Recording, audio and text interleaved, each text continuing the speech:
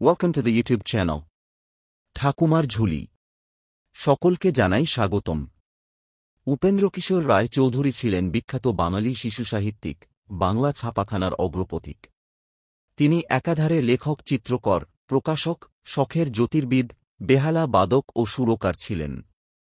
সন্দেশ পত্রিকা তিনিই শুরু করেন, যা পরে তার পুত্র সুকুমার রায় ও পৌত্র সত্যজিৎ রায় সম্পাদনা করেন। গুপিগাইন, বাঘাবাইন, টুনটুনির বই ইত্যাদি তারই অমর সৃষ্টি। শুরু হচ্ছে আজকের গল্প। টুনটুনি আর রাজার কথা। রাজার বাগানের কোণে টুনটুনির বাসা ছিল। রাজার সিন্দুকের টাকা রোদে শুকুতে দিয়েছিল। সন্ধ্যার সময় তাঁর লোকেরা একটি টাকা ঘরে তুলতে ভুলে গেল। টুনটুনি সেই চকচকে টাকাটি দেখতে পেয়ে তার বাসায় এনে রেখে দিল, আর ভাবল, ইস, আমি কত বড়লোক হয়ে গেছি। রাজার ঘরে যে ধন আছে, আমার ঘরে সে ধন আছে। তারপর থেকে সে খালি এই কথাই ভাবে আর বলে, রাজার ঘরে যে ধন আছে, টুনির ঘরেও সে ধন আছে। রাজা তাঁর সভায় বসে সে কথা শুনতে পেয়ে জিজ্ঞেস করলেন, হ্যাঁ রে, পাখিটা কি বলছে রে?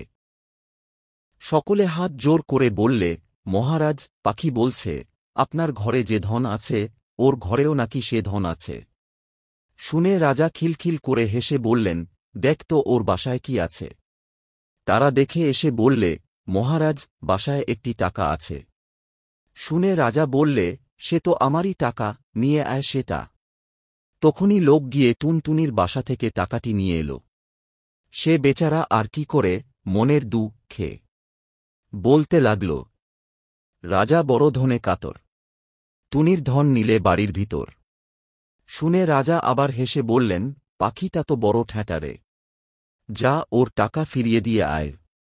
টাকা ফিরে পেয়ে টুনির বড় আনন্দ হয়েছে। তখন সে বলছে, রাজা ভারী ভয় পেল। টুনির টাকা ফিরিয়ে দিল। রাজা জিজ্ঞেস করলেন, আবার কি বলছে রে?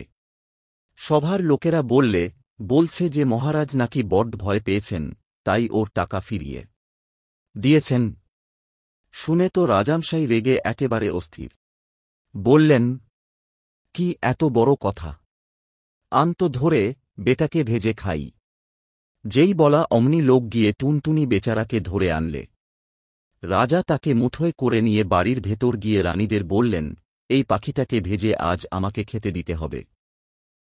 বলে তো রাজা চলে এসেছেন, আর রানীরা 7 জনে মিলে সেই পাখিটাকে দেখছেন। একজন বললেন, কি সুন্দর পাখি, আমার হাতে দাও তো একবার দেখি, বলে তিনি তাকে হাতে নিলেন। তা দেখে আবার একজন দেখতে চাইলেন। তাঁর হাত থেকে যখন আরেকজন নিতে গেলেন, তখন টুনটুনি ফসকে উড়ে পালাল। কি সর্বনাশ! এখন উপায় কি হবে? রাজা জানতে পারলে তো রক্ষা থাকবে না। এমনি করে তাঁরা দুঃখ করছেন, এমন সময় একটা ব্যাঙ সেইখান দিয়ে থপথপ করে যাচ্ছে।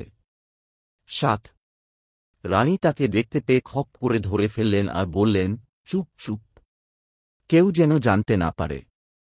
এইটেকে ভেজে দিই, আর রাজামশাই খেয়ে ভাববেন টুনটুনিই খেয়েছেন। সেই ব্যাঙটার ছাল ছাড়িয়ে তাকে ভেজে রাজামশাইকে দিলে তিনি খেয়ে ভারী খুশি হলেন। তারপর সবে তিনি সভায় গিয়ে বসেছেন আর ভাবছেন, এবারে পাখি বাছাকে জব্দ করেছি। অমনি টুনি বলছে, বড় মজা, বড় মজা। রাজা খেলেন ব্যাঙ ভাজা। শুনেই তো রাজামশাই লাফিয়ে উঠেছেন। তখন তিনি থুতু ফেলেন, ওয়াক তোলেন, মুখ ধোন, আরও কত কি করেন। তারপর রেগে বললেন, 7 রানীর নাক কেটে ফেল। অমনি জল্লাদ গিয়ে 7 রানীর নাক কেটে ফেলল। তা দেখে টুনটুনি বললে, এক টুনিতে টুনটুনাল, 7 রানীর নাক কাটাল। তখন রাজা বললেন, আন বেটাকে ধরে, এবার গিলে খাব, দেখি কেমন করে পালায়। টুনটুনিকে ধরে আনলে। রাজা বললেন, আন জল। জল এলো।